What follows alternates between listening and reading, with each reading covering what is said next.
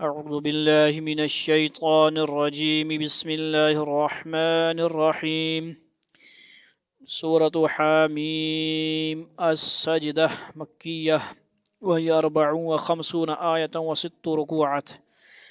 بسم الله الرحمن الرحيم. حاميم تنزيل من الرحمن الرحيم. كتاب فصلت آياته قرآنا عربيا لقوم يعلمون، بشيرا ونذيرا فأعرض أكثرهم فهم لا يسمعون.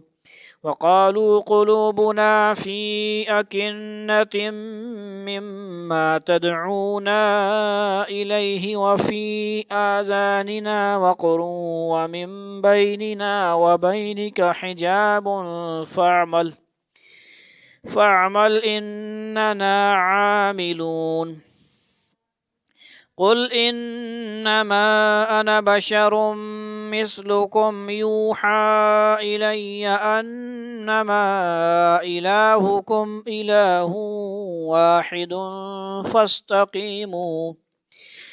فاستقيموا إليه واستغفروه وويل للمشركين الذين لا يؤتون الزكاة وهم بالآخرة هم كافرون. إن الذين آمنوا وعملوا الصالحات لهم أجر غير ممنون. قل أئنكم لتكفرون بالذي خلق الأرض في يومين وتجعلون له أندادا ذلك رب العالمين. وجعل فيها رواسي من فوقها وبارك فيها وقدر فيها أقواتها في أربعة أيام سواء للسائلين. ثم استوى إلى السماء وهي دخان فقال لها وللأرض ائتيا طوعا أو كرها قالتا أتينا طائعين. فقضاهن 7 سماوات في يومين وأوحى في كل سماء أمرها. وزينا السماء الدنيا بمصابيح وحفظا. الحمد لله. بولے یرحمک اللہ، سارے بولے یرحمک اللہ. فی یومین وأوحى، اچھا کدھر تک ہو گیا؟ في كل سماء أمرها وزينا السماء الدنيا بمصابيح وحفظا ذلك تقدير العزيز العليم. فإن أعرضوا فقل أنذرتكم صاعقة مثل صاعقة عاد وثمود إذ جاءتهم الرسل من بين أيديهم ومن خلفهم ألا تعبدوا إلا الله قالوا لو شاء ربنا لأنزل ملائكة فإنا بما أرسلتم به كافرون. فأما عاد فاستكبروا في الأرض بغير الحق وقالوا من أشد منا قوة أولم يروا أن الله الذي خلقهم هو أشد منهم قوة وكانوا بآياتنا يجحدون. فأرسلنا عليهم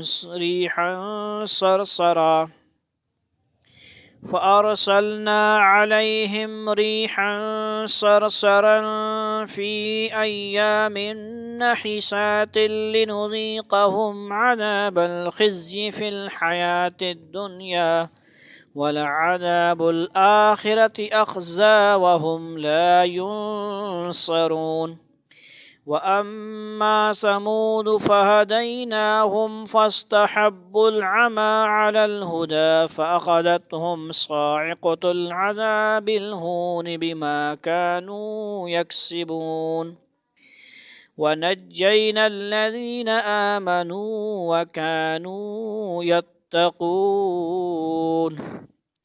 صدق الله مولانا العظیم۔ مختصر ترجمہ و تشریح مفتی تقی عثمانی صاحب کی حامیم سجدہ 24واں سپارہ ہے، 41ویں صورت ہے، 16 لینے والا جو صفحہ ہے 430 سے لے کر 431 آیتیں ہیں، 2 رکوع پڑھے گئے 18 آیتوں تک۔ حامیم سے صورت یہ بھی شروع ہو رہی ہے، آگے 26ویں 25ویں میں بھی اور 26ویں میں بھی ایک صورت ہے حامیم کے سے شروع ہو رہی ہے۔ حامیم آپ کو پتہ ہے حروف مقطعات میں سے ہیں، حروف مقطعات اللہ اور اللہ کے رسول جانتے ہیں اس کا معنی صحیح، یہ اس قسم کے حامیم الف لام میم وغیرہ جو ہوتے ہیں۔ تنزیل من الرحمن الرحیم، یہ کلام اس ذات کی طرف سے نازل کیا جا رہا ہے جو سب پر مہربان ہے، بہت مہربان۔ کتاب فصلت آیاتہ قرآن عربی لقوم یعلمون، عربی قرآن کی شکل میں یہ وہ کتاب ہے جس کی آیتیں علم حاصل کرنے والوں کے لیے تفصیل سے بیان کی گئی ہیں۔ بشیرا ونذیرا فاعرض اکثرهم فهم لا يسمعون، یہ قرآن خوشخبری دینے والا بھی ہے اور خبردار کرنے والا بھی، پھر بھی ان میں سے اکثر لوگوں نے منہ موڑ رکھا ہے جس کے نتیجے میں وہ سنتے نہیں ہیں۔ وقالوا قلوبنا في أكنة مما تدعونا إليه وفي آذاننا وقر ومن بيننا وبينك حجاب فاعمل إننا عاملون، اور پیغمبر صلی اللہ علیہ وسلم سے کہتے ہیں کہ جس چیز کی طرف تم یہیں ہمیں بلا رہے ہو اس کے لیے ہمارے دل غلافوں میں لپٹے ہوئے ہیں، ہمارے کان بہرے ہیں اور ہمارے اور تمہارے درمیان ایک پردہ عائل ہے، لہذا تم اپنا کام کرتے رہو، ہم اپنا کام کر رہے ہیں۔ یعنی ہم کان ہونے کے باوجود بہرے بنے ہوئے ہیں، سمجھ آئیے، یہاں بھی ہم بہرے نہ بنے، غور سے سنیں گے جو سمجھ آئی فائدہ ہوگا۔ قرآن اللہ کا پیغام کیا کہہ رہا ہے؟ قل انما انا بشر مثلكم يوحى الي انما الهكم اله واحد فاستقيموا اليه واستغفروه وويل للمشركين، اے پیغمبر صلی اللہ علیہ وسلم کہہ دو کہ میں تو تم ہی جیسا ایک انسان ہوں، البتہ انسان ہوتے ہیں، پیغمبر کیا ہوتے ہیں؟ اور مخلوق نہیں ہوتے، وہ انسان وہی میں سے ہوتے ہیں، آدم علیہ السلام کی اولاد میں سے ہوتے ہیں۔ آپ کے والد کا نام عبداللہ، وہ بھی انسان ہے۔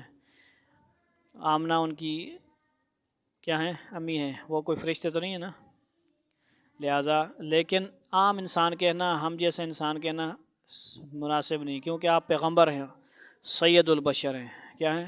تمام انسانوں میں افضل انسان، انسانوں کی فضیلت، فرشتوں کو کراس کر گیا، فرشتے جہاں نہیں جا سکتے وہاں انسان گئے، آپ سسم انسان کی حیثیت سے انسانوں کی شان بڑھانے کے لیے۔ جبریل علیہ السلام کہتے ہیں میرے پر جلتے ہیں عند سدرۃ المنتہا سے، میں اگر آگے جاتا ہوں تو کراس کرتا ہوں ریڈ زون ایریا، سمجھ آئیے۔ آسمان ہے، پاکستان کی اپنی ایک لہریں ہیں، اسرائیل کا اس دن آیا نا وہ اختیارہ چیک کرنے کے لیے، دیکھتے ہیں پاکستان والے غیرت مند ہیں یا سوئے ہوئے ہیں، تو اپنا دفاعی نظام کا اچھا اللہ نے کرم کیا ہے، فوراً اس کو اڑایا، فوراً گرا دیا۔ مجھے ریڈ زون میں سگنل آئے، ان کو آٹومیٹک سسٹم، ان کا طیارے نے جا کے اس کو فوراً پھڑپ اور گرا دیا۔ اس لیے جو میلی آنکھ سے دیکھیں گا ایسے ہمارے پاس بھی ہونے چاہیے کہ جو مسلمانوں پہ میلی آنکھ سے دیکھیں، کہیں پہ مسلمان ہو تو مسلمان کے طیارے، ٹینک، ساری چیزیں، فوجیں حرکت میں آ جائیں، فوراً مسلمانوں کی مدد کریں، ایسا ہونا چاہیے۔ سمجھ آ رہی بات؟ تم ہی جیسا ایک انسان ہوں، البتہ مجھ پر یہ وحی نازل ہوتی ہے، تمام انسانوں پہ وحی نازل نہیں ہوتی، صرف نبی صلی اللہ علیہ وسلم پر نازل ہوتی ہے کہ تمہارا خدا بس ایک ہی خدا ہے، لہٰذا تم اپنا رخ سیدھا اسی کی طرف رکھو اور اسی سے مغفرت مانگو، اور بڑی تباہی ہے ان مشرکوں کے لیے۔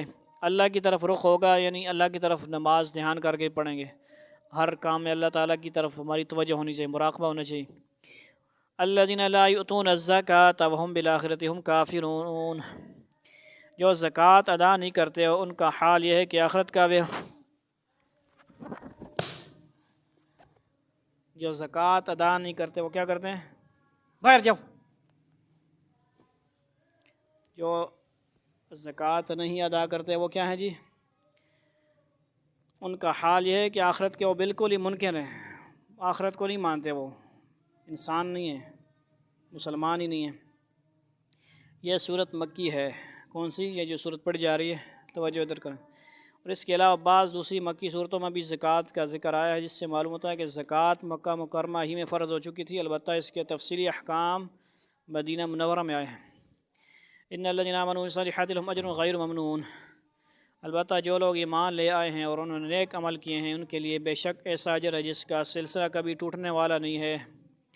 قل انکم لتکفرون بالذی خلق الارض فی یومین وتجعلون له اندادا ذلک رب العالمین. سمجھ آ رہی ہے بات؟ قل انکم لتکفرون بالذی خلق الارض فی یومین وتجعلون له اندادا ذلک رب العالمین. کہہ دو کہ کیا تم واقعی اس ذات کے ساتھ کفر کا معاملہ کرتے ہو جس نے زمین کو دو دن میں پیدا کیا اور اس کے ساتھ دوسروں کو شریک ٹھہراتے ہو؟ وہ ذات تو سارے جانوں کی پرورش کرنے والی ہے. اچھا. وجعل فيها رواسي من فوقها وبارك فيها وقدر فيها أقواتها في 4 أيام سواء للسائلين. اور اس نے زمین میں جمے ہوئے پہاڑ پیدا کیے جو اس کے اوپر ابھرے ہوئے ہیں اور اس میں برکت ڈال دی اور اس میں توازن کے ساتھ اس کی غذائیں پیدا کی. سب کچھ 4 دن میں تمام سوال کرنے والوں کے لیے برابر ہے. زمین میں برکت ڈالنے کا مطلب یہ ہے کہ اس میں مخلوقات کے فائدے کی چیزیں پیدا فرمائی اور ایسا نظام پیدا بنا دیا کہ وہ زمین سے ضرورت کے مطابق مناسب مقدار میں نکلتی رہتی ہیں. ایک ہی دفعہ نہیں نکل آتی ساری، مرغی کے انڈے کی طرح ذبح کر کے تھوڑی تھوڑی. ان 4 دنوں میں زمین کی تخلیق بھی شامل ہے. اس کے بارے میں پیچھے فرمایا گیا ہے کہ وہ 2 دن میں مکمل فرمائی، لہذا 2 دن میں زمین پیدا کی گئی اور 2 دن میں اس زمین پر پہاڑ اور دوسری انسانی ضرورت کی چیزیں اور خوراک وغیرہ پیدا کرنے کا انتظام فرمایا گیا. اس طرح زمین اور اس کے اوپر کی اشیاء پیدا کرنے میں کل 4 دن استعمال فرمائے گئے اور 2 دن میں تو 7 آسمان پیدا فرمائے گئے. اس طرح کائنات کی تخلیق کل 6 دن میں مکمل ہوئی. 7 سماوات فی 6 ایام. کیا آتا ہے؟ 6، جیسا کہ سورہ اعراف 54 میں، سورہ یونس 3 میں، سورہ ہود 7 میں، سورہ فرقان 59، سورہ الف لام میم سجدہ فی 6 ایام ثم استوى علی العرش. ٹھیک ہے جی. سورہ حدید 4 نمبر میں مذکور ہے. سورہ اعراف میں ہم یہ عرض کر چکے ہیں کہ اس وقت کی بات ہے جب دنوں کا حساب سورج کے طلوع و غروب کے بجائے کسی اور معیار پر ہوتا تھا جس کا ٹھیک ٹھیک علم اللہ تعالیٰ ہی کو ہے. یعنی یہ آج کل کے دن مراد نہیں ہے. ٹھیک ہے جی. اور اگرچہ اللہ تعالیٰ کی قدرت میں یہ بھی تھا کہ وہ ایک ہی لمحے میں سب کچھ پیدا فرما دیتے، لیکن اس عمل کے ذریعے انسان کو بھی جلد بازی کے بجائے اطمینان اور وقار کے ساتھ کام کرنے کی تعلیم دی گئی ہے. انسان کو سمجھانے کے لیے کہ کام جلدی بازی میں نہیں ہوتے. نیز اس میں اور بھی نہ جانے کیا کیا مصلحتیں ہوں گی جن کا علم اللہ تعالیٰ ہی کو ہے. اس جملے کے 2 مطلب ہیں اوپر جو ہے کہ ایک یہ کہ جو لوگ بھی زمین و آسمان کی تخلیق کے بارے میں سوال کریں گے ان سب کے لیے یہ یکساں جواب ہے. اور دوسرا مطلب یہ ہو سکتا ہے کہ سوال کرنے والوں سے مراد وہ ساری مخلوقات ہیں جو زمین سے غذا حاصل کرنا چاہیں، چاہے وہ انسان ہو یا جنات یا جانور. ان سب کو اللہ تعالیٰ نے یہ موقع عطا فرمایا کہ وہ زمین سے اپنی غذا حاصل کر سکیں. مختلف مفسرین نے اس جملے کی یہ دونوں تفسیر کی ہیں، چنانچہ ترجمے میں بھی دونوں کی گنجائش ہے. ثم استوى إلى السماء وهي دخان فقال لها وللأرض ائتيا طوعا أو كرها قالتا أتينا طائعين. پھر وہ آسمان کی طرف متوجہ ہوا جبکہ وہ اس وقت دھوئیں کی شکل میں تھا. آسمان ایسا نہیں تھا. اور اس سے اور زمین سے کہا چلے آؤ، چاہے خوشی سے یا زبردستی. اس کے بعد کوئی نہیں جائے گا بھائی.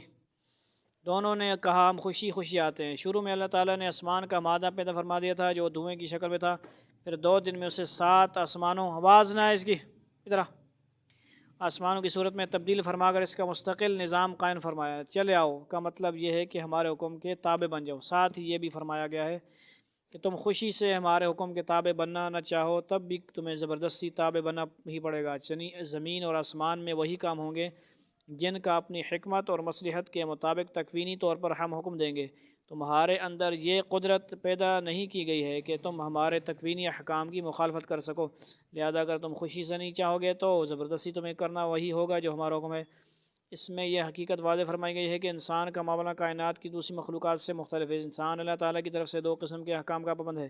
ایک تکوینی احکام ہے، مثلا یہ ہے کہ وہ کب پیدا ہوگا، کتنی عمر پائے گا، اسے کون سی بیماری لاحق ہوگی، کس کی کتنی اولاد ہوگی، یہ سب باتیں اللہ تعالیٰ کے حکم کے مطابق ہیں۔ ان معاملات میں انسان کائنات کی دوسری مخلوقات کی طرح اللہ تعالیٰ کے احکام کے تابع رہنے پر مجبور ہے۔ یہاں آسمان و زمین سے یہ مکالمہ حقیقی بھی ہو سکتا ہے، مجازی بھی، لیکن انسان کو بتانا یہ مقصود ہے کہ ان تکوینی احکام کی چونکہ ساری کائنات اللہ تعالیٰ کے حکم کے مطابق چلنے پر مجبور ہے، اس لیے وہ ان احکام پر اللہ خوشی سے چلے یا ان پر ناخوش ہوگا وہی جو اللہ تعالیٰ چاہے گا۔ لہذا ایک بندہ ہونے کی وجہ سے انسان کو وہی طرز عمل اختیار کرنا چاہیے جو زمین اور آسمان نے کیا، کہ انہوں نے کہ ہم تو خوشی اللہ تعالیٰ کے ہر حکم کے تابع رہیں گے۔ لہذا غیر اختیاری معاملات میں جو بات بھی پیش آئے، انسان کو اس پر اللہ تعالیٰ کا حکم سمجھ کر کم عقلی طور پر راضی رہنا چاہیے۔ اللہ تعالیٰ کے احکام کی ایک اور قسم اور ہے جنہیں تشریعی احکام کہا جاتا ہے۔ دو باتیں یاد رکھنی آج، تکوینی اور تشریعی، سمجھ آ رہی ہے؟ یعنی کون سی چیز حلال ہے کون سی حرام، یہ تشریعی بات ہو رہی ہے۔ شریعت میں کون سی چیز حلال ہے حرام ہے، کون اللہ تعالیٰ کو کون سا کام پسند ہے کون سا ناپسند۔ انسان کو حکم یہ دیا گیا ہے کہ وہ وہی کام کرے جو اللہ تعالیٰ کو پسند ہیں۔ نماز پڑھنا اللہ کو، قرآن پڑھنا، نفل پڑھنا، حج کرنا، عمرے کرنا اللہ کو پسند ہے۔ حلال کھانا، گالیاں دینا، پینٹ شرٹ پہننا، سنت کے خلاف کام کرنا، داڑھی رکھنا کیا ہے، ہاتھ ہٹا کے اللہ تعالیٰ کو بھی پسند ہے، کیونکہ سنت کس کی ہے، ہر کام نبی صلی اللہ علیہ وسلم کی سنت، جو بھی اللہ کے حکم ہے وہ نبی صلی اللہ علیہ وسلم کی سنت ہے، اس کے خلاف اللہ کو پسند نہیں، نہ نبی کو پسند ہے نہ اللہ کو پسند ہے۔ دونوں کی پسند جو ہوگی وہی ہماری پسند ہوگی تو کامیاب، نہیں ہوگی تو ناکام، آسان سی بات ہے۔ اللہ رسول کی پسند ہماری پسند بن جائے تو اللہ تعالیٰ ہمیں وہ دے گی جو ہماری پسند ہوگی۔ اللہ رسول کی پسند ہمیں پسند ہوگی تو ہمیں جو پسند ہوگا وہ ہمیں اللہ تعالیٰ دے دیں گے۔ لڑکیاں پسند ہیں جنت میں مل جائیں گی، گاڑیاں پسند ہیں جنت میں مل جائیں گی، جہاز پسند ہیں، بڑے بڑے گھر چاہیے جنت میں مل جائیں گے۔ اللہ ہم نے کیا کرنا ہے، اللہ رسول کی اطاعت کرنی ہے، فرما برداری کرنی ہے۔ لیکن اس بات پر اسے اس طرح مجبور نہیں کیا گیا جیسے تکوینی احکام پر وہ مجبور ہے، مگر یہ احکام دینے کے بعد اسے یہ اختیار بھی دیا گیا ہے کہ اگر وہ چاہے تو ان پر عمل کرے اور اگر چاہے تو نافرمانی کا راستہ اختیار رکھے۔ فمن شاء فلیؤمن ومن شاء فلیکفر، اور یہی اس کا امتحان ہے جس کے نتیجے میں اس کے لیے جنت یا جہنم کا فیصلہ ہوگا، چونکہ دوسری مخلوقات کو اس میں امتحان میں نہیں ڈالا گیا، اس لیے ان کو نہ تشریعی احکام دیے گئے ہیں اور نہ نافرمانی کا اختیار دیا گیا۔ ان احکام پر بھی انسان کو خوشی عمل کرنا چاہیے کیونکہ اس کی ابدی زندگی کی اصلاح و فلاح اسی پر موقوف ہے۔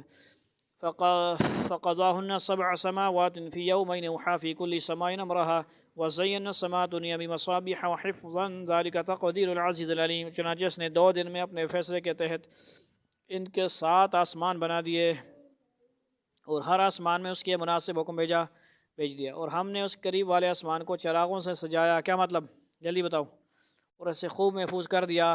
سمجھدار ہے کوئی تمہیں سے؟ آسمان دیکھتے ہو کہ نہیں؟ کیا ہوتا ہے رات کو؟ تارے، اس کو کیا تشریح دی جا رہی؟ چراغوں سے۔ سمجھ آ رہی کہ نہیں بات؟ چراغ صحابہ کرام کے دور میں نازل ہوتا، چراغوں سے ہی مثال دیں گے نا۔ ہمارے دور میں کیا کہیں گے؟ لائٹوں سے سجا دیا۔ آسمان کیا ہے؟ لائٹوں سے سجا ہوا ہے، سمجھ آئیے؟ لیکن وہ فضول خرچی نہیں ہے، فضول خرچی والی لائٹیں پسند نہیں ہیں، وہ تو ایک اللہ کا نظام ہے، کیا پتہ وہ اس سے کس کس کو فائدہ ہوتا ہوگا، بے فائدہ تو نہیں ہے نا۔ اس کا مطلب یہ نہیں ہے کہ لائٹیں گھروں میں شادیوں بیاہوں میں لگاؤ دو آپ لوگ، فضول کام نہیں کرنا چاہیے جس سے کوئی فائدہ نہ ہو، فضول بجلی ضائع کرنا، اس سے کچھ لوگ دلیل نکالنا نہیں پتہ نہیں۔ چنانچہ اس نے 2 دن میں ہم نے قریب والے آسمان کو چراغوں سے اور اس سے خوب محفوظ کر دیا۔ یہ یعنی ایسا نہیں ہے کہ بس ایسا چراغ ہو تو پھونک مارو تو بجھ جاتا ہے، ایسا ستارہ نہیں ہے کہ وہ بس روشنی ختم ہو جائے ان کی۔ یہ اس ذات کی نپی تلی منصوبندی ہے جس کا اقتدار بھی کامل ہے، جس کا علم بھی کامل ہے، یعنی آسمانوں کو نظام چلانے کے لیے جو احکام مناسب تھے وہ متعلقہ مخلوقات کو عطا فرما دی۔ فَإِنْ أَعْرَضُوا فَقُلْ أَنذَرْتُكُمْ صَاعِقَةً مِثْلَ صَاعِقَةِ عَادٍ وَثَمُودَ، پھر بھی اگر یہ لوگ منہ موڑیں تو کہہ دو کہ میں تمہیں اس کڑکے سے خبردار کر دیا ہے، میں نے تمہیں اس کڑکے سے خبردار کر جیسا کڑکا عاد اور ثمود پر نازل ہو، یعنی چیخ مراد ہے۔ یہ ایک محاورہ ہے، اور مطلب یہ ہے کہ انبیاء علیہ السلام نے ہر رخ سے اپنی قوموں کو سمجھانے کی کوشش کی۔ اذ جاءتهم رسول من بين ايديهم ومن خلفهم لا تعبدوا الا الله قالوا لو شاء ربنا لانزل ملائكة فإنا بما ارسلتم به كافرون۔ یہ اس وقت کی بات ہے جب ان کے پاس پیغمبر علیہ السلام کبھی ان کے آگے سے اور کبھی ان کے پیچھے سے یہ پیغام لے کر آئے کہ اللہ کے سوا کسی چیز کی عبادت نہ کرو۔ انہوں نے کہا کہ اگر تو ہمارا پروردگار چاہتا تو فرشتے بھیجتا، لہذا جس بات کے ساتھ تمہیں بھیجا گیا ہے ہم اس کو ماننے سے انکار کرتے ہیں۔ آگے پیچھے مطلب بہت زیادہ پیغمبر بھی آتے تھے، سمجھ آئیے، ایک ایک وقت میں دو تین پیغمبر، جیسے کہ آپ کو پتہ ہے موسیٰ علیہ السلام، یعقوب علیہ السلام، ہارون علیہ السلام۔ فَأَمَّا عَادٌ فَاسْتَكْبَرُوا فِي الْأَرْضِ بِغَيْرِ الْحَقِّ وَقَالُوا مَنْ أَشَدُّ مِنَّا قُوَّةً أَوَلَمْ يَرَوْا أَنَّ اللَّهَ الَّذِي خَلَقَهُمْ هُوَ أَشَدُّ مِنْهُمْ قُوَّةً وَكَانُوا بِآيَاتِنَا يَجْحَدُونَ۔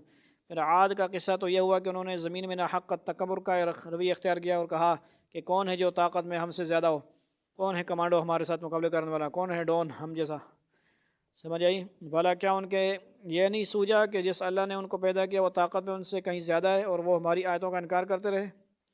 فَأَرْسَلْنَا عَلَيْهِمْ رِيحًا صَرْصَرًا فِي أَيَّامٍ نَحِسَاتٍ لِنُذِيقَهُمْ عَذَابَ الْخِزْيِ فِي الْحَيَاةِ الدُّنْيَا وَالْعَذَابُ الْآخِرَةِ أَخْزَىٰ وَهُمْ لَا يُنصَرُونَ۔ چنانچہ ہم نے کچھ منحوس دنوں میں ان پر آندھی کی شکل میں ہوا بھیجی تاکہ انہیں دنیوی زندگی میں رسوائی کے عذاب کا مزہ چکھائیں، اور آخرت کا عذاب اس سے بھی زیادہ رسوا کرنے والا ہے، اور ان کو کوئی مدد میسر نہیں آئے گی۔ قرآن و سنت کے متعدد دلائل سے یہ بات ثابت ہے کہ تمام دن اللہ ہی کے پیدا کیے ہوئے ہیں، اور کسی بھی دن میں بذات خود کوئی عمومی نحوست نہیں ہوتی، اس لیے یہ منحوس دنوں کا مطلب یہ ہے کہ یہ دن ان لوگوں کے لیے منحوس ثابت ہوئے، یعنی ان کے لیے عذاب آیا تو صرف انہی کے لیے منحوس ہیں۔ سمجھے، یہ نہیں کہ منگل کا دن نہ ہو، بازار نہ جاؤ، کپڑے نہ دو، منحوس نہیں، یہ جمعے کے دن یہ کرنا، ایسی کوئی بات ثابت نہیں ہے، ایسی لوگوں نے نکالے ہوئے ہیں گھونسلے سے۔ وَأَمَّا ثَمُودُ فَهَدَيْنَاهُمْ فَاسْتَحَبُّوا الْعَمَىٰ عَلَى الْهُدَىٰ فَأَخَذَتْهُمْ صَاعِقَةُ الْعَذَابِ الْهُونِ بِمَا كَانُوا يَكْسِبُونَ۔